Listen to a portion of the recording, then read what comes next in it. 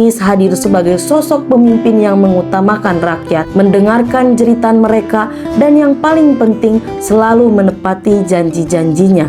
Inilah kisah tentang kemanusiaan, kisah dari 7 kampung yang pernah terluka lalu bangkit berdiri anggun karena seorang pemimpin memilih untuk membangun bersama rakyatnya. Halo warga, apa kabar? Sehat-sehat ya? Seperti biasa kita akan membahas isu yang paling hangat dibicarakan. Tapi sebelum masuk ke ceritanya, dukung channel kami dengan cara like, comment, and share. Di balik megahnya gedung-gedung pencakar langit Jakarta dan gemerlapnya lampu ibu kota, ada kisah-kisah yang pernah tenggelam dalam kesedihan. Kisah tentang telapak kaki yang gemetar melihat rumahnya diratakan, tentang tangis anak-anak di tengah debu penggusuran, dan tentang harapan yang hampir mati ditelan semen dingin pembangunan atas nama modernisasi. Dulu, kemajuan kota seringkali dibayar mahal oleh mereka yang paling lemah. Pembangunan diperhitungkan lewat angka-angka ekonomi semata, namun melupakan jiwa manusia di dalamnya. Tetapi Jakarta pernah menyaksikan sebuah titik balik, sebuah babak di mana kekuasaan tidak dipakai untuk menindas, melainkan untuk mengayomi. Ketika Anies Baswedan memimpin DKI Jakarta, sebuah prinsip baru ditegakkan: maju kotanya, bahagia warganya. Bagi Anies, kota yang hebat bukanlah kota yang mengusir rakyat kecil demi keindahan visual, melainkan kota yang merangkul dan melindungi mereka yang paling membutuhkan. Anies hadir sebagai sosok pemimpin yang mengutamakan rakyat, mendengarkan jeritan mereka, dan yang paling penting selalu menepati janji-janjinya. Inilah kisah tentang kemanusiaan, kisah dari 7 kampung yang pernah terluka lalu bangkit berdiri anggun karena seorang pemimpin memilih untuk membangun bersama rakyatnya. Mari kita mundur ke belakang, merawat ingatan kita pada tanggal 11 April 2016, sebuah hari kelam yang diabadikan oleh berbagai media massa saat penggusuran paksa penghantaman kampung akuarium Panjaringan, Jakarta Utara. Hari itu, ratusan personel Satpol PP dan puluhan ekskavator merengsek masuk. Lebih dari 300 bangunan yang telah menjadi tempat berteduh puluhan tahun, tempat anak-anak tumbuh dan para nelayan menggantungkan hidup, hancur rata dengan tanah hanya dalam hitungan jam. Tidak ada dialog yang memanusiakan. Yang tersisa hanyalah kepulan debu, bentrokan fisik, dan derai air mata warga yang meratapi rumah mereka yang dihancurkan. Namun, kepedihan terhebat bukanlah saat tembok rumah mereka runtuh. Kepedihan sesungguhnya adalah hari-hari setelahnya. Warga menolak dibuang jauh ke rusun rawa yang mengisolasi mata pencaharian mereka. Mereka memilih bertahan di atas tanah kelahirannya. Selama bertahun-tahun, warga terpaksa tinggal di shelter atau hunian sementara berbahan seng yang sangat menyedihkan. Saat siang, panasnya menyengat bagai panggangan. Saat malam, dingin laut mencekat tulang. Musim hujan dihantam banjir dan lumpur, musim panas berdebu dan menyesakan.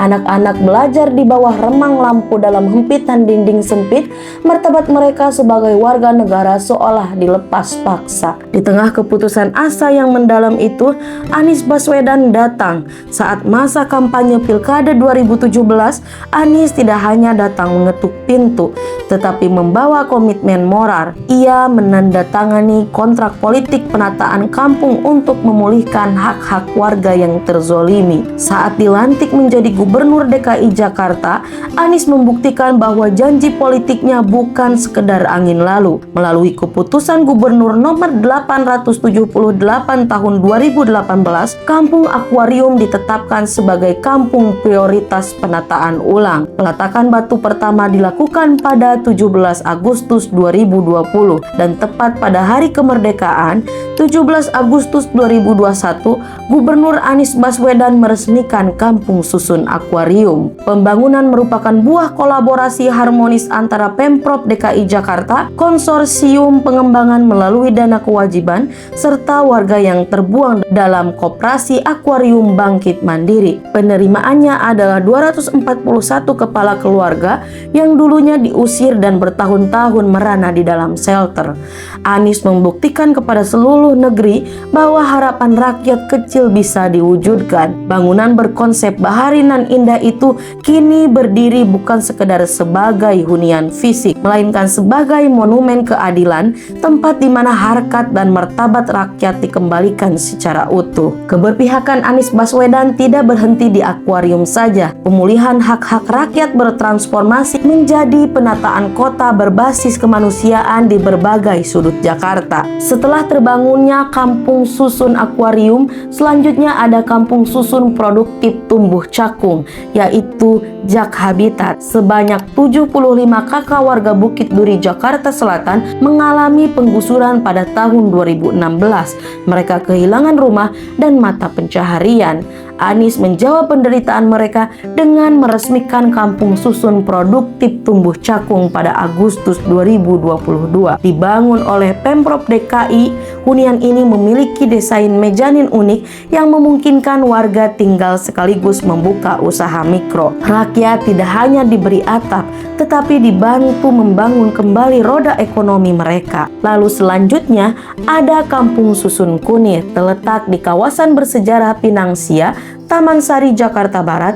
Warga Kampung Kunir yang tergusur pada 2015 dan bertahun-tahun tinggal di bedeng sempit akhirnya tersenyum kembali. Anies melakukan peletakan batu pertama pada Oktober 2021 dan meresmikannya untuk 33 kakak terdampak. Kampung ini dibangun memadukan keindahan arsitektur cagar budaya kota tua dengan kenyamanan hunian modern. Setelah itu, Kampung Susun Bayam terbangun.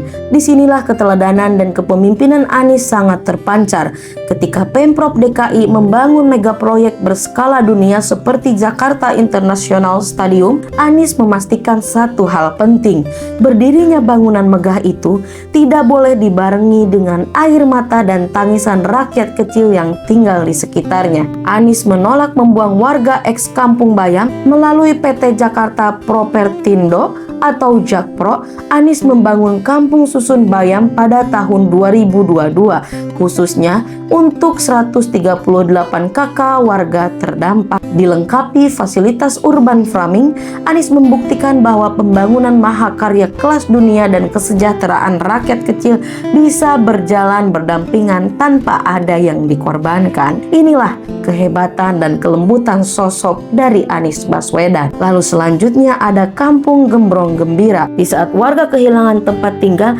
Anies lagi-lagi bergerak begitu cepat. Pemprov DKI merancang ulang kawasan ini menjadi Kampung Gembira Gembrong. Sebanyak 136 unit rumah bercat warna-warni nan asri dibangun kembali dalam waktu cepat, mengembalikan keceriaan anak-anak dan keluarga yang sempat sirna. Lalu selanjutnya ada Kampung Kuitang. Usai musibah kebakaran besar meratakan pemukiman warga RW 01 Kuitang, Senen, Jakarta Pusat pada awal 2021, Pemprov DKI hadir merangkul warga. Pemukiman ini dibangun kembali secara total dengan konsep hunian yang aman, higienis, dan ramah bencana. Warga korban kebakaran menerima kembali rumah mereka tanpa harus terlempar keluar dari kampung halamannya sendiri. Lalu yang terakhir ada Kampung Pala. Penataan Kampung Pala di Jakarta Timur menjadi bukti pendekatan Anies yang mengutamakan partisipasi masyarakat. Dari lingkungan pemukiman yang dulunya rawan banjir dan kumuh, Anies menata infrastruktur dan hunian warga menjadi bersih, tertata dan berdaya tanpa perlu mengusir satupun warga dari tanahnya. 7 kampung, ratusan keluarga, ribuan jiwa yang air matanya diusap dan harapannya ditunaikan. Pemimpin seperti inilah yang selalu didambakan oleh rakyat. Pemimpin yang tidak hadir dengan nada tinggi atau ancaman penggusuran, melainkan hadir dengan telinga yang mau mendengar, tangan yang merangkul, dan janji yang selalu ditepati. Dari puing-puing keputusasaan di akuarium hingga integrasi kemanusiaan di sekitar JIS, Anies Baswedan telah meletakkan standar baru tentang bagaimana sebuah kota harus dikelola dengan keadilan sosial dan rasa kasih sayang. Bagi Anies, kemegahan semua kota tidak diukur dari seberapa tinggi pencakar langitnya, tetapi dari seberapa terlindung warganya yang paling lemah. Inilah rekam jejak yang tidak bisa dihapus oleh waktu, sebuah bukti nyata bahwa di tangan pemimpin yang tepat, janji politik bukanlah kebohongan, dan kebahagiaan rakyat kecil adalah tujuan utama dari sebuah pembangunan. Begitu hebatnya sosok Anies Rashid Baswedan. Oke warga, segitu aja cerita hari ini. Nantikan cerita selanjutnya dari narator channel Dapur Ngeh. Terima kasih sudah menonton dan jangan lupa subscribe.